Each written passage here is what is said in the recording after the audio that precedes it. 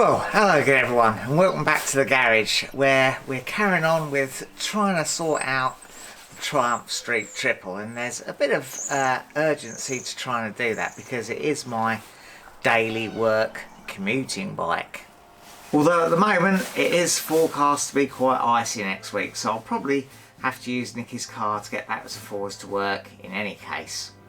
Now, if you watched the last video, you'll know that Chaz very kindly came up and did a little bit of diagnostic work to try and work out what the problem is, and we're pretty sure we've narrowed it down to the ignition switch, and of course I broke the spigot on the fuel pump. So they're the two parts that I believe we probably need to order.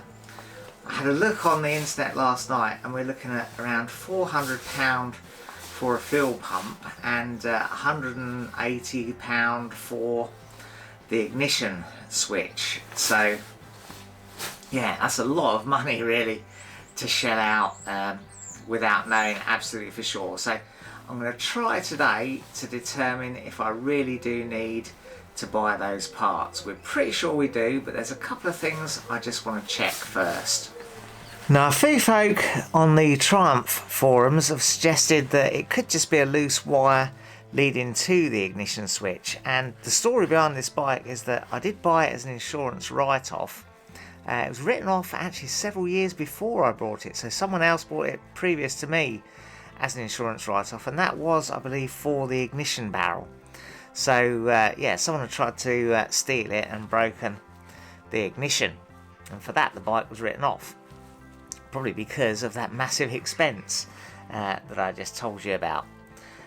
If you buy a whole set of locks for the bike, it is over £400. That includes the petrol tank and the seat lock as well. So this sheathing isn't in the best condition.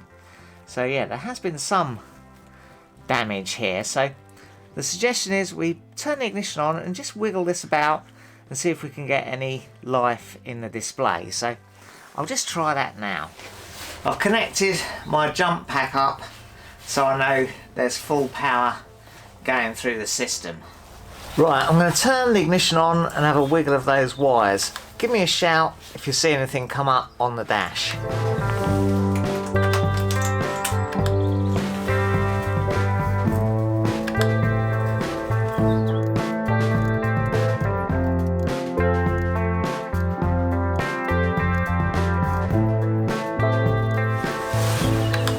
That's pretty dead, isn't it? Oh well, I was hoping we might just find that that was a loose wire or connector, but I think it confirms that everything we did yesterday points towards it definitely does perhaps need a new ignition switch. There is a procedure I can check the continuity on the switch wires, but to do that I need to start dismantling the bike further. So the next thing I want to do is see if I can get that broken bit out of that fuel line coupling. Now, of course, as we always say, these videos are not intended to be tutorials. I am not a trained or qualified motorcycle mechanic. It's really just vlogs for your entertainment as I try and get this thing going again.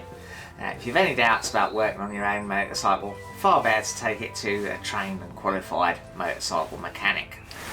So here we go, this is the fuel connector, and this is the broken part from the bottom of the fuel pump, and as you can see, even with it off,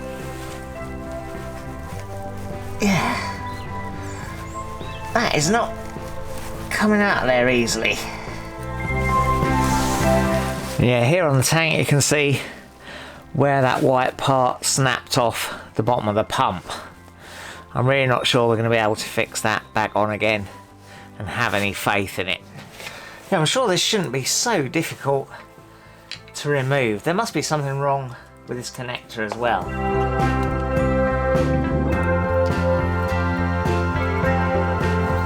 Maybe there's a special tool you need or something. It's definitely these two buttons you've got to press in, but you need sort of 5 hands to do it. You'd never do this with the tank still in position, surely.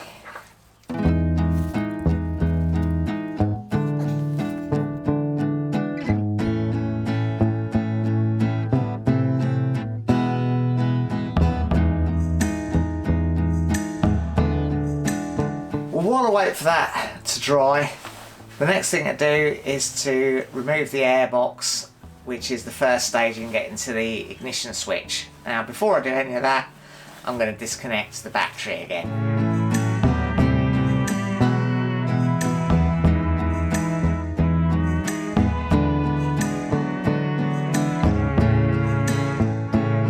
Now, I am working, of course, with my trusty Haynes manual, and the next step is to remove the little bar that contains all the relays and things. And yeah, it's just a little hex head bolt there and there.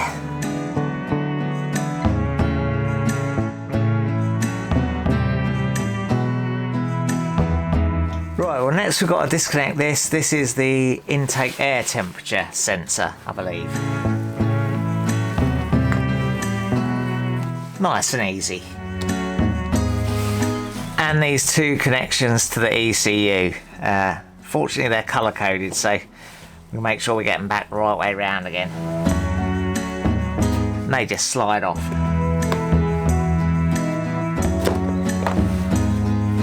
Right, all that can come out the way now. Now, my Haynes manual is telling me to disconnect the manifold air pressure sensor, which is this gizmo, but you can see on my bike it's supposed to be up there like that. That's already snapped off, so perhaps I don't need to do that. I'll proceed carefully and just leave that hanging, but that should be on that plastic tab there. So now we should just be able to undo all these screws all the way around the edge of the airbox cover and take that off.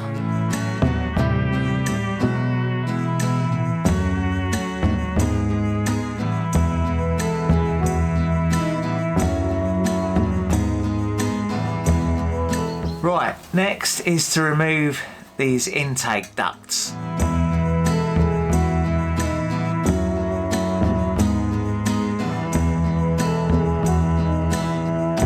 So now I think we should just be able to undo this front bolt and then lift the airbox out. There's a crankcase breather hose, I think, somewhere here, and a secondary air hose somewhere. We'll find them, I suspect, as we go along, but they need to come off too.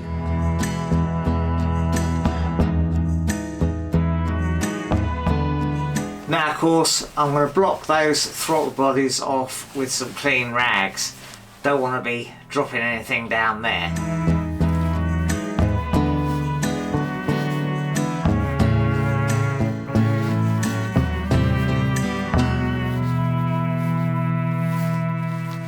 So with a bit of fertling, I've managed to track that this wire to the ignition switch joins with this big grey connector here. So we need to disconnect this to see if we can test the ignition switch. Now, after a bit of fiddling, I did manage to disconnect this, but can you see straight away, look, there is a wire here that has just rotted completely off.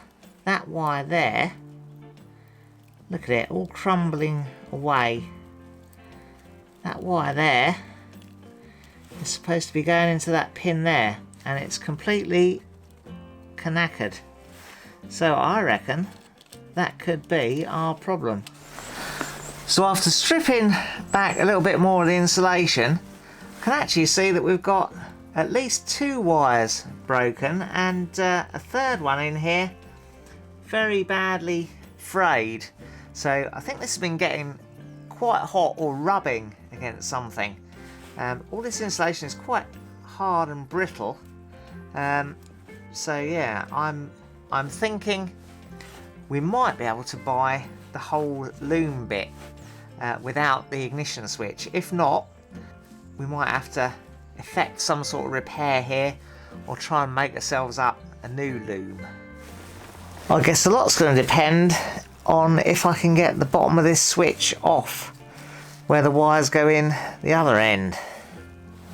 Well, in the meantime, I think my little epoxy nubs on these pliers have dried enough that, or set enough, that I can try and disconnect that fill line connector with them. Let's give it a go.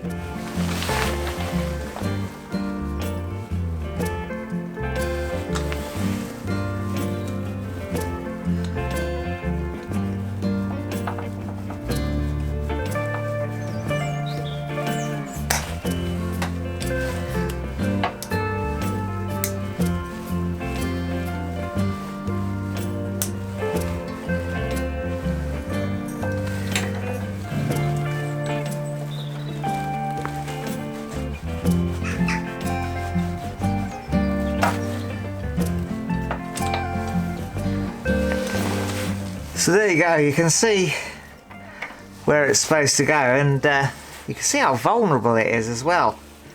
And with all that force required to get it off, working through that little hole underneath the tank, yeah, no wonder so many people break them off. Well, there we go. At least we've firmly diagnosed what caused the original cutting out and being completely dead problem with this bike. I'm off inside now to see if I can buy that wiring loom section separately. Don't forget to catch up with us in the next video to see how I get on.